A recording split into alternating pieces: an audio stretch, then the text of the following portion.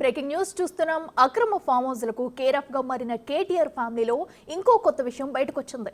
ఇప్పటికే కేటీఆర్ హరీష్ రావు వాడుతున్న ఫామ్ హౌస్లను అక్రమ కట్టడాలుగా అధికారులు గుర్తించగా ఇప్పుడు రేవ్ పార్టీతో దేశవ్యాప్తంగా అందరి నోళ్లలో నానిన కేటీఆర్ బహుమతి పాకాల రాజు ఫామ్ హౌస్ కూడా అక్రమ కట్టడమేనని అధికారులు తేల్చేశారు.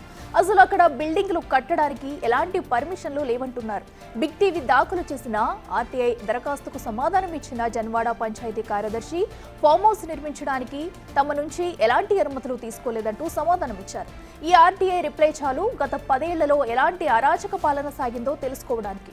కళ్ల ముందు అక్రమంగా భవనాలు కడుతున్న కేటీఆర్ ఏం చేస్తారో అన్న భయంతో అధికారులంతా కళ్లు మూసుకుని కూర్చున్నారనడానికి జన్వాడ పంచాయతీ కార్యదర్శి ఇచ్చిన ఈ సమాధానమే సాక్ష్యం.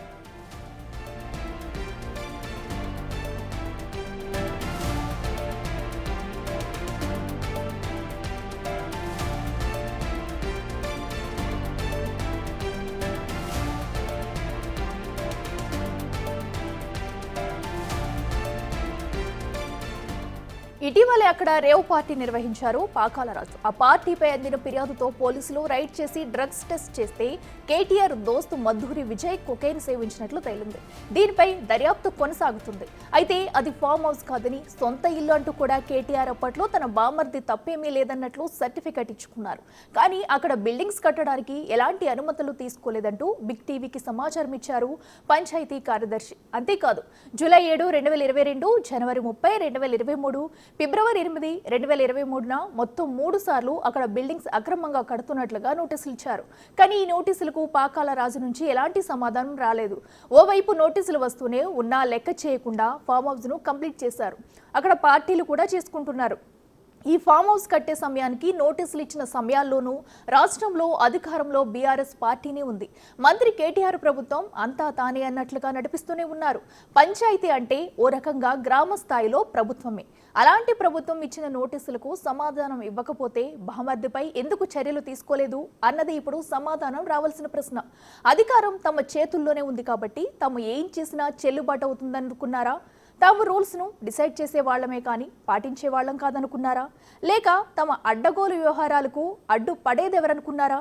కేటీఆర్ అండలేకపోతే ఇంతగా ఆయన బామర్ది పాకాల రాజు తెగించగలుగుతారా?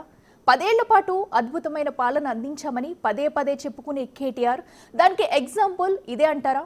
కేటీఆర్ ఈ ప్రశ్నలకు సమాధానం చెప్పాల్సిందే. అటు పాకాల రాజు ఫామ్ హౌస్ అక్రమ కట్టడమని పంచాయతీ అధికారులే తేల్చారు కాబట్టి ప్రస్తుతం ఉన్న ప్రభుత్వం ఎలాంటి చర్యలు తీసుకుంటుందన్నది ఆసక్తిగా మారింది.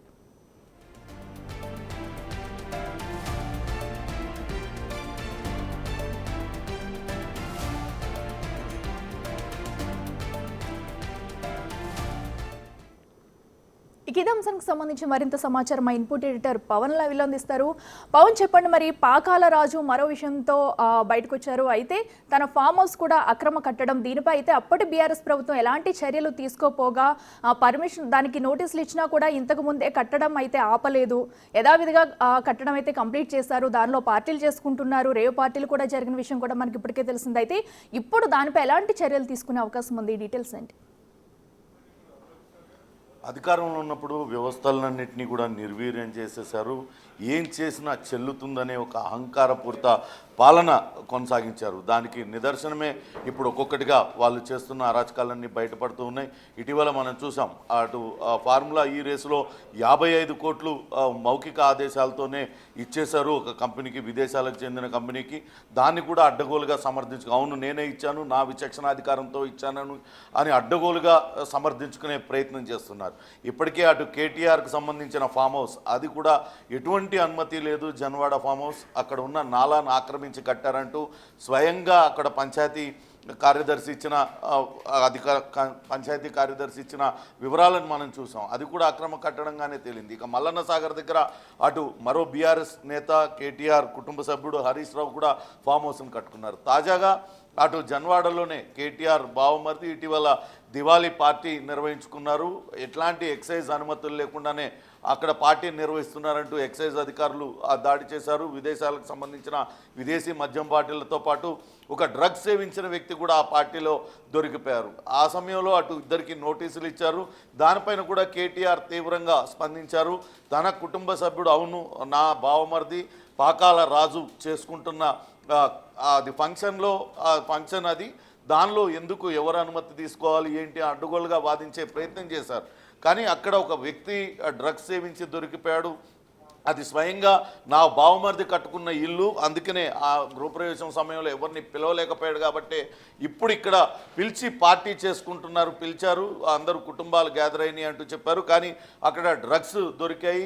అటు క్యాసినోల్లో ఆడేటువంటి జూదానికి సంబంధించిన అన్నీ కూడా దొరికిన పరిస్థితిని మనం చూసాం. ఇప్పుడు తాజాగా అసలు ఆ ఫామ్ హౌస్ తన బావమరిదిదే ఇల్లు అంటూ స్వయంగా కేటీఆర్ చెప్పారు.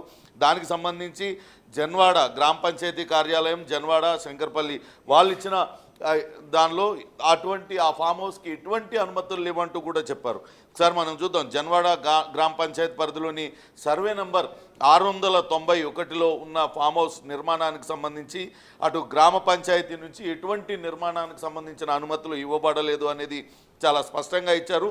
అలానే సర్వే నంబర్ 691లో farm house Sreemathe property developers private limited, Sri Venkataramana Kode son of K Satyanarayana గారి పేరు మీద కలదు అనేది కూడా ఇచ్చారు. ఇది శ్రీమాతే ప్రాపర్టీ డెవలపర్స్ అనేది పాకాల రాజు వాళ్ళ అత్తగారికి సంబంధించింది, వాళ్ళ కుటుంబ సభ్యులకు సంబంధించింది, దానిలో కట్టుకున్నారు. కానీ ఇది నా బావమరిదిదే ఆ ఇల్లు అంటూ కేటీఆర్ అన్నారు. అసలు కేటీఆర్ ఏమన్నాడు ఒకసారి బయట చూద్దాం. ఒకసారి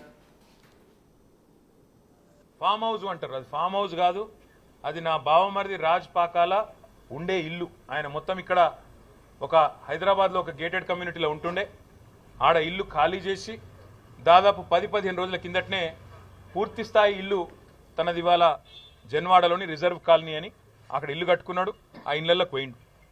ఇళ్ళల్లోకి పోయినప్పుడు పిలవలేకపోయిండు అందరిని, బంధువులను కానీ మిత్రులను కానీ. వాళ్ళందరినీ ఇట్లా దసరా దీపావళి సందర్భంగా పిలుచుకున్నాడు. ఇళ్ళల్లోకి పోయిన దావత్, అది ఇళ్ళల్లోకి పోయిన ఫ్యామిలీ ఫంక్షన్. ఫామ్ హౌస్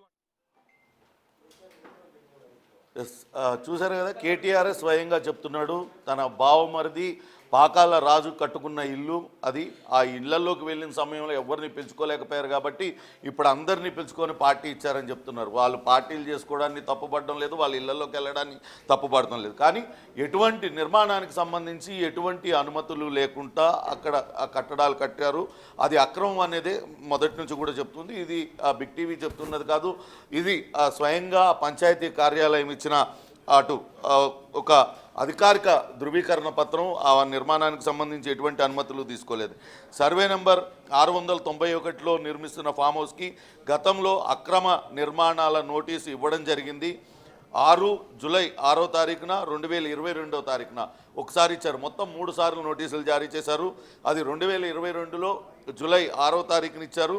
2023లో జనవరి 30వ తారీఖున ఒకసారి, మళ్ళా ఫిబ్రవరి 8వ తారీఖు 2023లో 2 సార్లు ఈ నోటీసులు ఇచ్చారు. అటు ఈ గ్రామ పంచాయతీ ఇచ్చినటువంటి అటు నిర్మాణానికి సంబంధించిన నోటీసులకు సంబంధించి ఆ ఫామ్ హౌస్ సంబంధికుల నుంచి ఎటువంటి దానికి రిప్లై రాలేదనేది కూడా ఇందులో చాలా స్పష్టంగా పట్టారు. సర్వే నెంబర్ 691లో నిర్మిస్తున్న ఫామ్ హౌస్ నిర్మాణానికి అక్రమ నిర్మాణ నోటీసులు ఇవ్వడం జరిగింది. ఎలాంటి ఉత్తర ప్రత్యుత్తరాలు గ్రామ పంచాయతీలో అందుబాటులో లేవు, ఎలాంటి కోర్టు స్టే ఆర్డర్ కూడా గ్రామ పంచాయతీలో అందుబాటులో లేవు అని ఇందులో చెప్పారు. మరి ఇంత అక్రమ కట్టడం అయినప్పుడు అది కేవలం కేటీఆర్ బావమరిది కట్టడం కాబట్టే అక్కడున్న వ్యవస్థలన్నీ కూడా కళ్ళు మూసుకొని ఉన్నాయా అనేదే ఇప్పుడు అందరూ కూడా ప్రశ్నిస్తున్నారు. వ్యవస్థలన్నింటినీ నిర్వీర్యం చేసి తాము ఏం చేసినా చెల్లుతుందని యథేచ్ఛగా రెచ్చిపోయారు. దానిలో భాగంగానే ఈ నిర్మాణం. ఇప్పుడు అటు ఆ KTR farm house, Janwada farm house ఆయన నాది కాదని టెక్నికల్గా చెప్తూ ఉన్నారు. అక్కడ గతంలో అది అక్రమ నిర్మాణాలను చెప్పడానికి ప్రయత్నించిన అప్పటి పిసిసి అధ్యక్షుడు రేవంత్ రెడ్డిని అరెస్టు చేయించారు. ఇవన్నీ కూడా జరిగాయి. అంటే అనుమతులు లేకుండా ఇల్లు కట్టడం నేరం అన్న సంగతి అటు మున్సిపల్ శాఖ మంత్రిగా చేసిన కేటీఆర్కు తెలవదా అనేది చెప్తున్నారు. ఒక పంచాయతీ ఇచ్చిన నోటీసులకి ఎటువంటి సమాధానం ఇవ్వకపోవడం అంటే తన బావ మంత్రి కాబట్టి, అప్పట్లో మంత్రిగా ఉన్నాడు కాబట్టి ఏం చేసినా చెల్లుతుందనే ఒక అహంకార ధోరణితోనే ఇదంతా కూడా కట్టారు అనేది మనం భావించాల్సి ఉంటుంది. వాస్తవానికి అయితే ఈ గ్రామ పంచాయతీ అయితే 3 సార్లు నోటీసులు ఇచ్చినా అటు పాకాల రాజు కావచ్చు, లేకపోతే ఆ ఫామ్ హౌస్ ఎవరి పేరు మీద అయితే ఉందో శ్రీమాత్రే ప్రాపర్టీ డెవలపర్స్ వాళ్ళు కూడా ఆ నోటీసులకు ఎటువంటి రిప్లై కూడా ఇవ్వలేదంటూ ఆ పంచాయతీ కార్యదర్శి అయితే ప్రస్తుతం అటు ఒక ఆర్టీఐ దానికి రిప్లైగా వాళ్ళు ఇచ్చారు. అయితే పవన్ మనం ఇప్పుడు చూస్తున్నాం, ఇప్పుడు అక్కడ పంచాయతీ బిగ్ టీవీకి ఏదైతే రిపోర్ట్ ఇచ్చిందో ఆర్టీఐ రిపోర్టు, అయితే దానిలో ప్రధానంగా ఏమేమి పేర్కొన్నారు, అయితే ఇప్పుడు రిపోర్ట్ ఇచ్చిన వాళ్ళు ఇదివరకే అక్రమ కట్టడానికి సంబంధించి నోటీసులు ఇచ్చామని చెప్తున్నారు. నోటీసులు ఇచ్చినా కూడా అక్కడ కట్టడం అయితే ఆపకుండా కంప్లీట్ అయింది. మరి ఎందుకు అప్పుడు ఆ ఫామ్ హౌస్ పై చర్యలు తీసుకోలేదు, అక్కడ కట్టడాన్ని ఎందుకు ఆపలేదు, దీని గురించి ఏమైనా డీటెయిల్స్ వచ్చాయా? వాస్తవానికి అప్పుడంతా కూడా 2023 డిసెంబర్లో కాంగ్రెస్ ప్రభుత్వం ఏర్పడింది. దానికన్నా ముందంతా కూడా బీఆర్ఎస్ ప్రభుత్వమే 10 ఏళ్ల పాటు అధికారంలో ఉంది. అధికారంలో ఉన్న సమయంలో వాళ్ళు ఏం చేసినా చెల్లుతుంది అనే ఒక భావన ఏర్పడింది. అక్కడ వ్యవస్థలన్నింటినీ కూడా నిర్వీర్యం చేసి పడేశారు. అటు ఫిర్యాదు చేసిన వాళ్ళపైనే చర్యలు ఉన్నాయి తప్పితే అక్రమాలు జరుగుతున్న దగ్గర ఎక్కడ కూడా చర్యలు తీసుకున్న పాపాను పోలేదు. మనం చూసాం గతంలోనే అటు బిగ్ టీవీ ఎక్స్క్లూజివ్గా కథనాలు Janwada farm house, KTR farm house మీద కావచ్చు, అటు హరీష్ రావు ఫామ్ హౌస్ పైన కూడా కథనాలు ప్రసారం చేసింది. అవన్నీ కూడా అక్రమ నిర్మాణాలంటూ సాక్ష్యాధారాలతో సహా వేసింది. కానీ అప్పుడు ఉన్న అధికారంలో ఉన్న కేటీఆర్కు ఆయన అధికారులు ఎవ్వరూ కూడా కనీసం అటు పక్కకు కూడా వెళ్ళలేని పరిస్థితి. ఎందుకంటే ఆయన కేసీఆర్ ముఖ్యమంత్రి, కేటీఆర్ మున్సిపల్ శాఖ మంత్రి, వాళ్ళ సంబంధికులు కడుతున్న భవనం దగ్గరికి అధికారులు వెళ్ళే ధైర్యం చేయలేదు. ప్రస్తుతానికైతే ఇటు ఫామ్ హౌస్లో మొన్న జరిగిన పాకాల రాజు నివాసంలో మొన్న జరిగిన ఏదైతే పార్టీ జరిగిందో దానికి సంబంధించి ఆ డ్రగ్స్ సేవించిన వ్యక్తి దొరకడం, అక్కడంతా విదేశీ మద్యం దొరకడం, దానికి సంబంధించిన దర్యాప్తు అయితే కొనసాగుతుంది. ఇప్పుడు కొత్తగా దీనికి ఇప్పటికే అధికారులకు కూడా తెలుసు దీనికి ఎటువంటి అనుమతులు లేవని. చూడాలి దీనిపైన అధికారులు ఎటువంటి చర్యలు తీసుకుంటారు. గతంలో అక్రమ నిర్మాణం కాబట్టి వాటిని కూల్చివేస్తారా, లేకుంటే నోటీసులు ఇచ్చి మరోసారి నోటీసులు ఇచ్చి వాళ్ళ వివరణ తీసుకొని ఏ రకంగా దీన్ని చేస్తారనేది అయితే చూడాలి. మొత్తం మీద ఎటువంటి అనుమతులు లేకుండా, నిర్మాణానికి సంబంధించి ఎటువంటి అనుమతులు తీసుకోకుండా మా బావ మంత్రి కాబట్టి యథేచ్ఛగా మనం ఏం చేసినా చెల్లుతుందనే ఒక అహంకార ధోరణితోనే ఈ అన్నీ కూడా జరిగాయి. గత 10 ఏళ్లలో జరిగిన అనేక అరాచకాలలో ఇదొకటి. హైదరాబాద్ని, తెలంగాణని అద్భుతంగా అభివృద్ధి చేశామంటూ చెప్తూ వస్తున్నారు. ఖచ్చితంగా అభివృద్ధి అయితే చేసి ఉండొచ్చు, కానీ దానికన్నా ఎక్కువగా మీరు అభివృద్ధి చెందారు. పెద్ద పెద్ద భవంతులు, ఫామ్ హౌస్లు యథేచ్ఛగా మీరు కట్టుకున్నారనేది ఇప్పుడు బట్టబయలవుతుంది. వ్యవస్థల్ని కూడా నిర్వీర్యం చేశారనేది వీటి ద్వారా అర్థమవుతుంది. ఒక పంచాయతీ కార్యాలయం నుంచి 3 సార్లు నోటీసులు వస్తే కనీసం పట్టించుకున్న పాపాన పోలేదు. అధికారులు కూడా అప్పుడు చర్యలు తీసుకోవడానికి వెనకడిగి వేశారు. కానీ ఇప్పుడు మరి ప్రభుత్వం ఏం చేస్తుంది అనేది కూడా వేచి చూడాలి. అక్కడ రైట్ పవన్, థ్యాంక్ యూ.